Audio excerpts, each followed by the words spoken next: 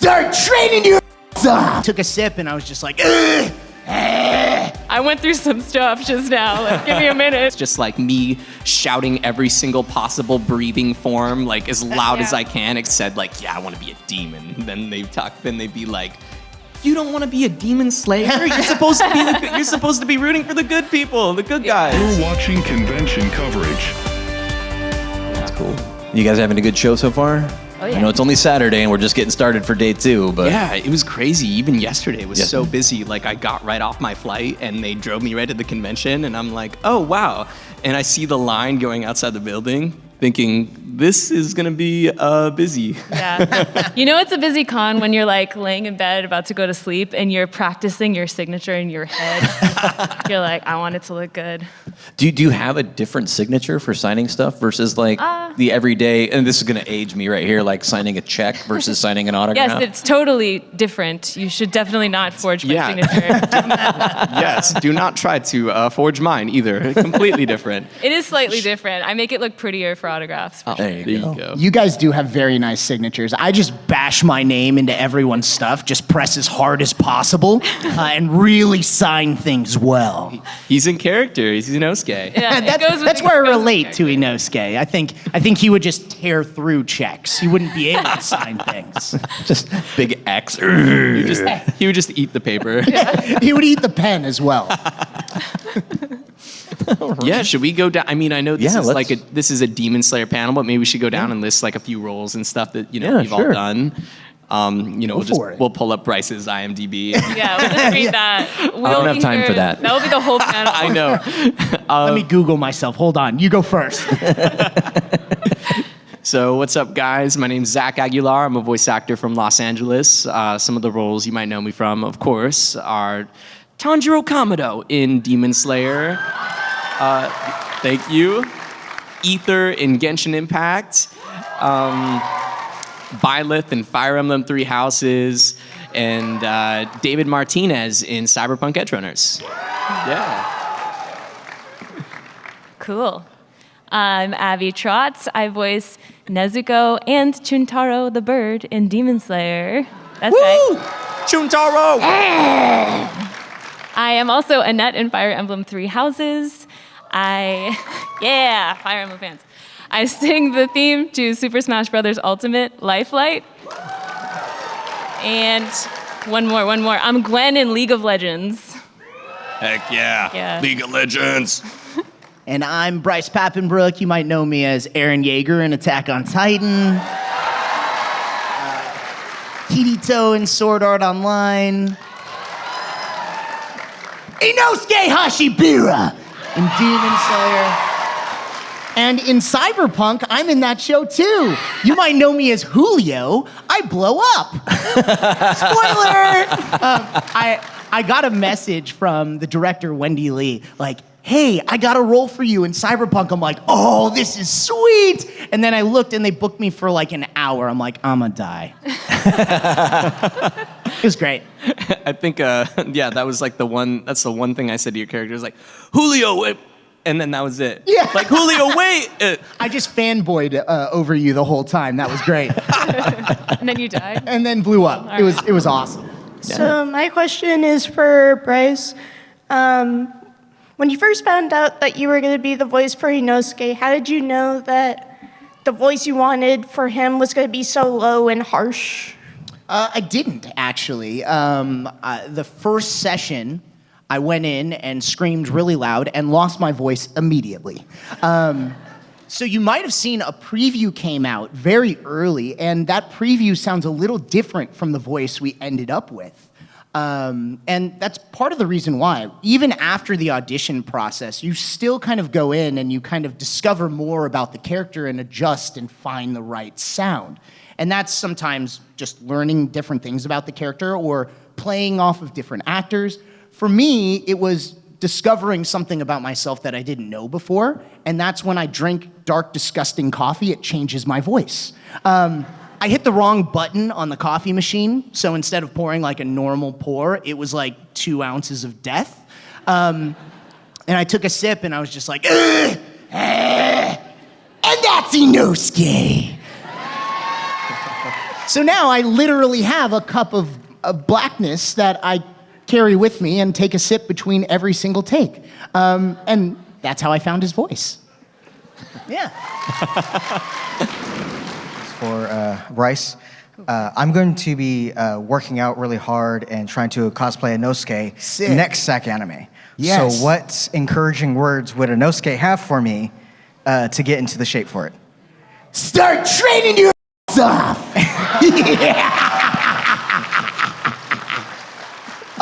But in all seriousness, I think one of the coolest things that have come from me being part of this show is seeing people like yourself that train for the cosplay. I met somebody, and I mean, full Inosuke cosplay, full on ripped, shirtless, and he said, I've lost over 100 pounds because of the motivation from this character. Wow. So it is incredible to see people do that and be motivated by these roles. Something I never imagined would happen, that being in that booth by yourself and pouring your heart into the mic, you know, it connects with people and motivates them to make themselves better. Like, such an incredible thing that happens. So I can't wait to see the transformation or what you do. I can show you my weight loss later at your booth.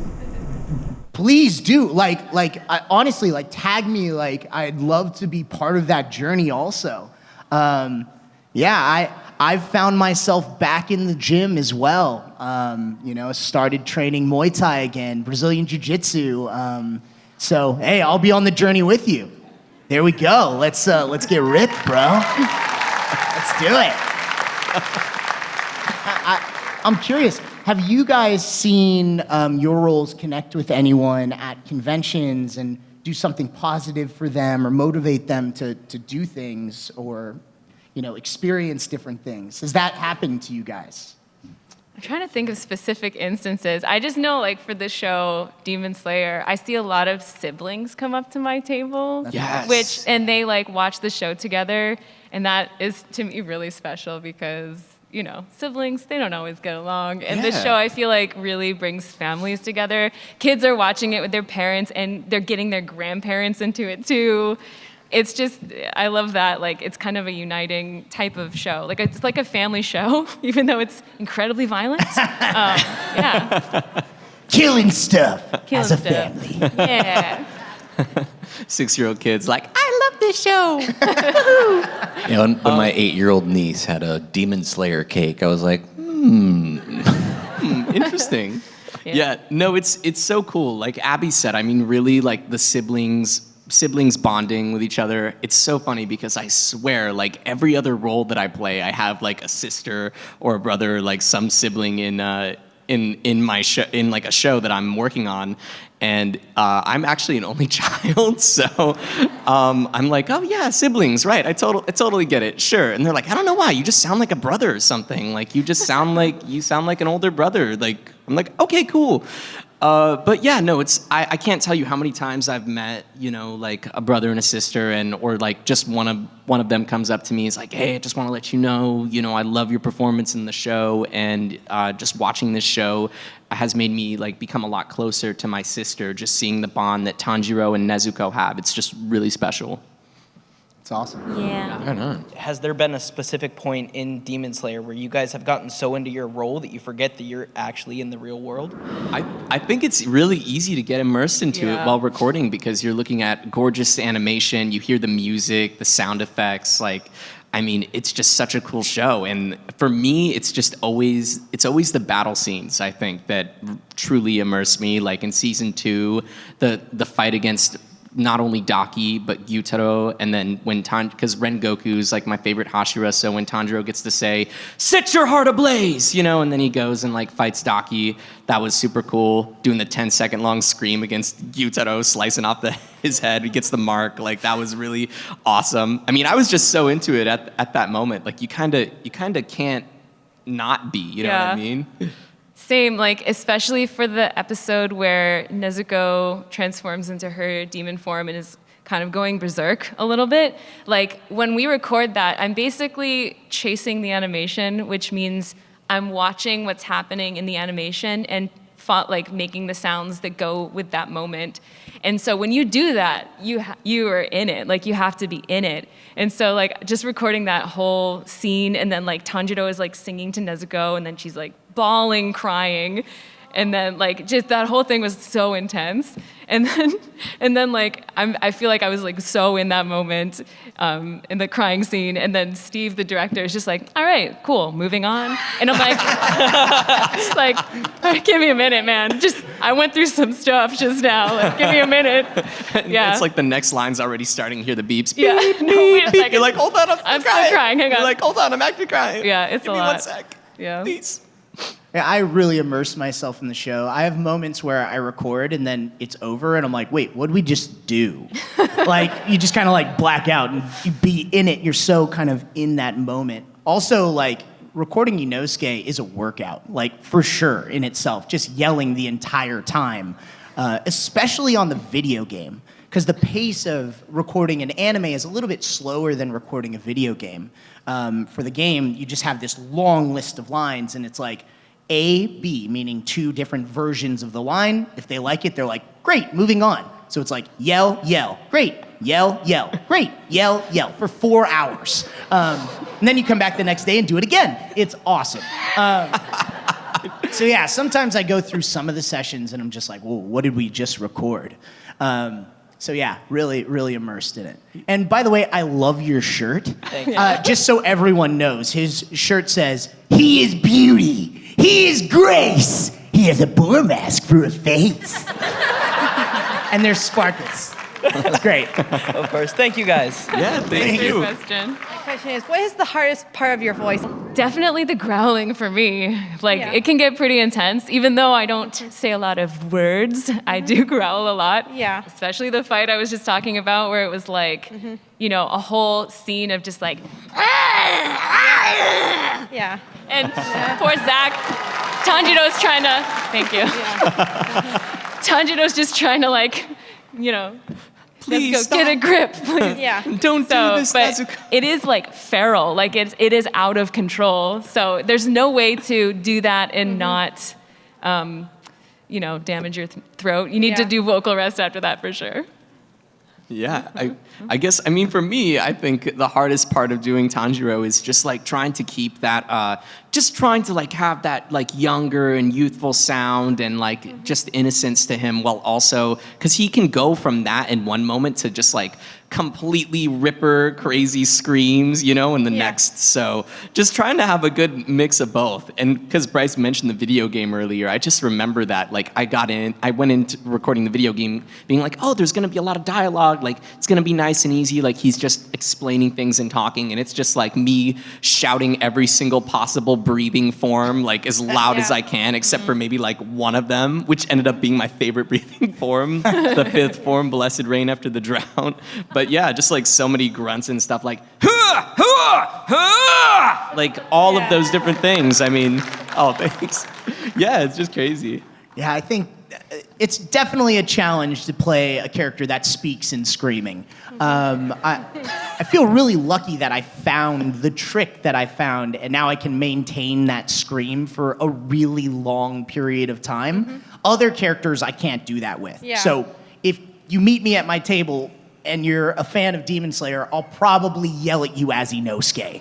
But I probably won't yell at you as Eren Yeager because he hurts me. Yes. So, and I'm not sure why. It's just a pocket in my voice that I can maintain for a really long time. So I think the challenge is just making sure that energy is always there, which the coffee really helps with. Thank you. Yeah, thank you. Thanks. So if you had a favorite scene in Demon Slayer, what would it be? Like, even if you're not in it, what was that one scene that you were just like, that was really good? I'm gonna choose 2, just off the top of my head. One of the moments that I did record that stands out for me is the one where Nezuko just turns into a demon, and she's like attacking Tanjiro, and he's got the sword in her jaws, and he's like desperately trying to get her to realize what she's doing, and then she like realizes what's happening and starts crying, and like it's just such a powerful moment for me. And the other one is that I think is hilarious is when Daki gets her head cut off and she's just screaming, I think it's so funny. Got her head! Got her head! I like that moment. Yeah. You know, I mean, it's kind of like in the same scene. I'm just thinking about season 2. Yeah. I had absolute goosebumps when I watched, Tengen and Gyutaro, and like I just heard Ray and Brandon like screaming at each other, like, "Ah! Ah!" And also when we did our. I remember we did like what was it? The simultaneous scream too. Yeah. That was so cool. Yeah. I loved recording that. Like I had goosebumps afterwards. Like wow, that was intense. Yeah, it was a very crazy scream. Yeah. Long, extended. That whole fight scene, definitely one of my favorites. I'm terrible at these questions. I always answer them with like, I like this point, and this point, and this point. That one stands out. I love in season 1 the dance, as Tanjiro is fighting the spider. Yes. I love that. It's so emotional. Animation too. And the music, and I loved it. And then you get to hear like, the bond between Nezuko and I cannot be severed. And then For sure. Then what happens? Blood demon art, exploding blood. I mean, another one that stands out to me is Gunpachiro Kamaboko! I'm gonna bring you down. That stands out too. I thought he would forget, but of course not. I hear that in my sleep, before I go to bed at night. I hear Bryce's laugh. It just like echoes, and I wake up in a cold sweat. I'm like, oh, That's probably everyone. it's not real. Yes, that was my goal. Thank you for your question. Yeah, Thank you. Thanks. If you could change your character, would you rather be a demon or demon slayer? Oh, that's tough because there's really cool characters on either side. I'm gonna pick a demon just because being evil is fun. You guys. I don't know. It's so funny because I just think about like Aniplex, and I think about like if I said like, yeah, I want to be a demon, then they'd be like, you don't want to be a demon slayer. You're supposed to be rooting for the good people, the good guys. I think it would be interesting to play a demon or to be a demon because I play a lot of like very good boys. Yeah. Yeah. So is this us personally? We get to be a demon or a demon slayer? Yes. Yeah, I'd be terrible as both. I don't know. I feel like many of the demons we've encountered have had such sad stories, and you start to like connect to them and feel bad for them, even though they're so terrible. So I don't know. I'd probably give my chance being a demon slayer and probably turn into a demon, so I'd get the opportunity to be both. That is very smart. Yeah, there you go. Demon Slayer could cross over with another anime for one episode. Which anime would it be? Like, what would be the weirdest crossover? Yeah. Oh no. We need to pick something super like I don't know. Yeah, like a shoujo. Yeah. Yeah. Oh my god, like Sailor Moon. Yes. Oh my gosh. Yes. Demon Sailor Slayer Scout. meets Sailor Moon.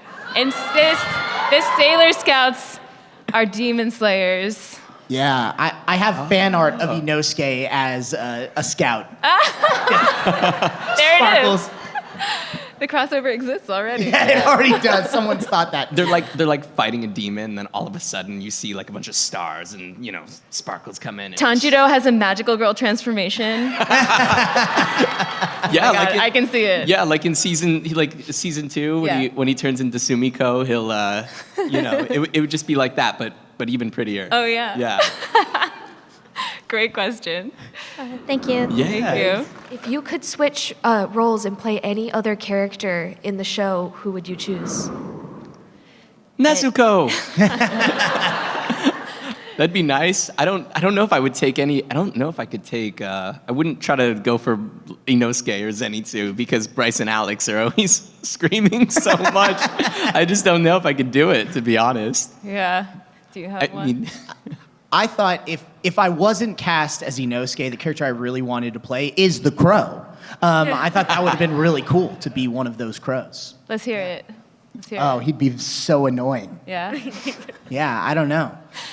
What does he say? He always just points in the direction of the demons. Yeah, just that way, demons, that way. You're natural. Yeah. I think I would like to play maybe. I always say Shinobu because she's like kind of creepy to me, like because she's very calm but still very dangerous. She's so a I little think bit she's really scary. cool. I'm not gonna lie. What's that? She's a little bit scary. Yeah, she's a little scary. Yeah. But I think she's really cool. So maybe Shinobu. I don't know. Thank you so much. Yeah, thank you for your question. As you guys have been voicing these characters for so many years now, is there any changes that you've noticed as you've been voicing them that you didn't expect, like as you've grown and the characters have grown? I mean, I'm trying to think. I feel like Tanjiro he has always had like a good heart and everything from the very beginning of the show. So I think as he continues to experience more tragedy, as he experiences more tragedy, I think that's also a growth in itself, right? Like not changing who you are and staying with your morals and what you believe in. He just has like a very solid foundation and he knows who he is as a person at such a young age. So I think that's really cool. Really, I think for the majority of growth throughout the series so far, it's just been all about working hard and continuing to work hard and overcome your limits and just to keep training and always trying to be better. One thing so when I first auditioned for Nezuko, I auditioned with 2 scenes. The first scene where she's got her baby brother on her back and she's like, Tanjiro, and like going off to the village. And then the second scene was the demon transformation. So it was just ferocious growling. But as the show has gone on, you get to see Nezuko in all these different forms through memories, flashbacks. Also, she physically changes. So she's like little chibi Nezuko running around. And then also there's like the giant beefed up Nezuko that's like, big brother. Oh, man. Like Yes, with the stuff that I never thought. Yeah. Never thought I'd be voicing Nezuko as these different forms. So for me, it's been really fun and exciting just to see like Nezuko's various forms and like exploring her character as a demon and as a human in the flashbacks and in the present. So yeah, it's been fun for me. You say all these years that we've been part of the show, but for me, the show still feels so new. It feels like it's just beginning, like it's just a baby. And that's what's so exciting about this show, to see how far it's come, how many people it's reached in such a short amount of time. So with Inosuke, like, I haven't lived with him that long, and I don't know that much about him. We haven't seen backstory on Inosuke. We don't really know all of these things about him. So I'm just excited to find out more and learn more. I have also not read the manga. Have you guys read the manga?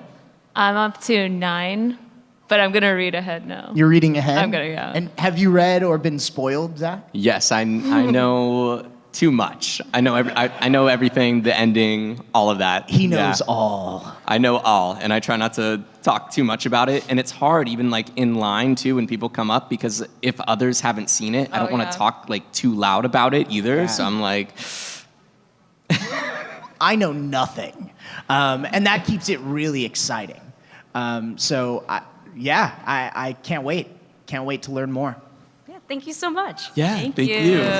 Have you ever wanted something more or something different from a character that you've brought to life, like than whatever like the source material was, and like what do you do about that, or how do you respond? I don't know. I guess I don't really think about that, because when we're bringing a character to life, we're bringing it to life according to that character's story. Like, we don't often get to craft the story around our character. So I don't know. Have you guys ever thought of like, I wish this went differently? Or yeah, I mean, like, there's stuff I'd love to see, like Inosuke eating the crow. I think what's really unique in my experience with him is I have a lot of freedom to kind of craft the role a little more to the way I want it, because he's wearing the boar head. So I'm not hitting lip sync. I'm just hitting snouty movement, which gives me a little more freedom to kind of hear what Matsuoka-san did, the Japanese seiyuu, to kind of hear what he did, take inspiration from it, and then reinterpret it as the way I kind of want to play out the scene. So it's very unique in that way. So I could just make him a little more the way I want him to be, which is really fun. Yeah. I mean, I don't know. It'd be really cool if Tanjiro, could talk like this. It's Tanjiro Kamado, not Gambachiro. Inosuke. You didn't submit that on your audition as like the take 2? I might have threw it in there, Here's 2 options for Tanjiro. It's like, yeah, it went through 2. So the casting director heard 2 things. Heard, I will protect Nezuko. I will protect Nezuko. Nice. Give him options, I hope by the end that's how he sounds. Yeah. Could you imagine? Maybe after all the screaming. Yeah. Thank you. Thank you. How did you guys start off doing voice acting? Yeah, I mean, to keep it brief, born and raised in LA area, I did a lot of acting classes as a kid. My mom used to drive me up to Hollywood. She'd call up my literal kindergarten kindergarten or first grade at the time, and she'd say, oh yeah, Zach's so sick, he's got the flu, and then she would go and just take me to auditions all week. So I did do some on-camera stuff starting out as a kid, commercials, print work, did a small little short film, realized I didn't like it, got out of it, and then later on I found anime, and I wanted to be a voice actor, took a bunch of voice acting classes, and later on went on to win a competition at Anime Expo in 2014. So that voice acting competition kind of got the ball rolling, but it was just a consistent, even after kind of getting your foot in the door, it's a consistent, climb to always prove yourself to the next thing and always, just keep going and going and going and going. Yeah. I'll try to keep it short. I also have a background in theater. I studied theater in college, wanted to do something in acting, but I wasn't sure, acting and music. I moved to Japan for a while, and I started doing some children's stage plays over there, and that's where I first started doing voiceover as well. Loved it, moved back to the States, started taking classes for voiceover specifically, also entered a contest online and won it, and then moved to LA to focus exclusively on voiceover. And it is a slow building, slowly building your resume, et cetera, et cetera. Yeah. Yeah, I was born into a family of actors. My dad was working on Power Rangers when I was 8. He had the exact opposite voice of me. He played a lot of big, deep monsters, and my voice hasn't changed since middle school. So I used to love to go to work with him, and at the end of one of his sessions, they needed a kid's voice, and he's like, he's a kid, throw him in the booth. And that's how I got started. Never thought that I would be a pro, that I would, dedicate my life to this. I went to UCLA, studied political science and philosophy. Thought I was going to go to law school and booked a job, booked another one. And like these guys said, it was slow growth, constant growth over years and years and years. And now I'm really proud to carry on the torch for my pops. Yeah, I'm just looking for a place to start because I just keep getting recommended, dude, you should totally do voice acting and all that kind of stuff. So the problem is there's not one way to do it, not one way to start. It's kind of a choose your own adventure type thing. And yeah, I mean, all of the information is probably good things to show intention, to start that growth. But no one has the secret answer. Thanks anyway, guys. Yeah. You guys are awesome, by the way. Hope that helps. Yeah. There's no wrong answer. Give a big round of applause. We got Zach, we got Abby, we got Bryce.